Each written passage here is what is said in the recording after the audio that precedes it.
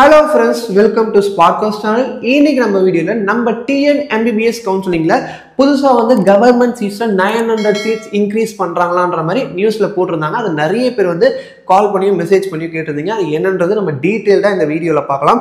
Already பாத்தீங்கன்னா நம்ம TN MBBSல பாத்தீங்கன்னா 5050 சீட்ஸ் இருக்கு.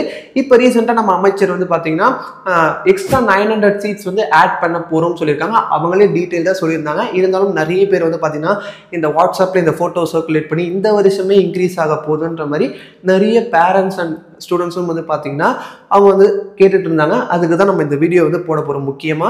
ஏன்னா பாத்தீங்கன்னா ஆல்ரெடி நிறைய சீட்ஸ் நம்ம தமிழ்நாட்டில் இருந்தாலும் இன்னமும் சீட்ஸ் இன்க்ரீஸ் பண்ண போறாங்க. அதுவும் பாத்தீங்கன்னா கவர்மெண்ட் காலேஜஸ்ல ரொம்ப முக்கியமான விஷயம்.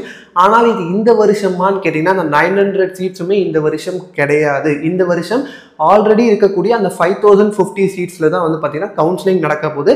இந்த 900 சீட்ஸ் எப்போ இன்க்ரீஸ் ஆகும்ன்றது பாத்தீங்கன்னா இது வரைக்கும் எந்தெந்த டிஸ்ட்ரிக்ட்ல நம்ம கவர்மெண்ட் மெடிக்கல் காலேஜஸ் இல்லையோ அங்க நம்ம மெடிக்கல் காலேஜஸ் புதுசா கட்டி அங்க சீட்ஸ் இன்க்ரீஸ் பண்ணலாம்ன்ற மாதிரி தான் அமைச்சர் சொல்லியிருக்காரு. அதுவும் பாத்தீங்கன்னா இன்னும் NMC கிட்ட அப்ரூவல் வாங்கிட்டதுக்கு அப்புறம் தான் பாத்தீங்கன்னா பில்டிங் கட்டணும். அதுக்கப்புறம் தான் ஸ்டார்ட் பண்ண முடியும். அதனால இந்த வருஷம் சாத்தியம் கிடையாது. மேபி அவங்க அப்ரூவல் கொடுத்தால் அடுத்த வருஷம் வரதுக்கான பாசிபிலிட்டிஸ் இருக்கு. அதை நம்ம வெயிட் பண்ணி தான் பார்க்கணும். ஆனா இந்த வருஷம் அந்த 900 சீட்ஸ் ஆட் ஆக போறது இல்லை.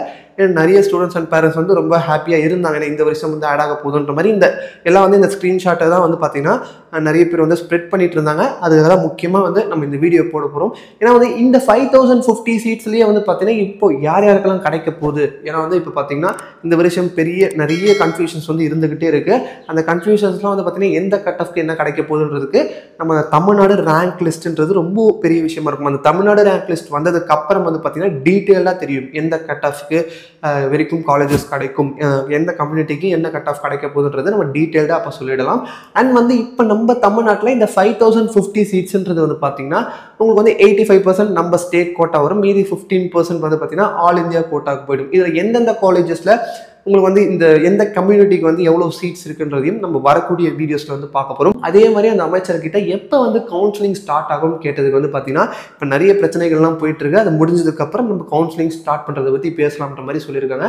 அதையும் எப்பன்றதையும் நம்ம கவுன்சிலிங் எப்போ ஸ்டார்ட் ஆக வாய்ப்பு இருக்குன்றதையும் இன்னொரு வீடியோஸ்ல பார்க்கலாம்.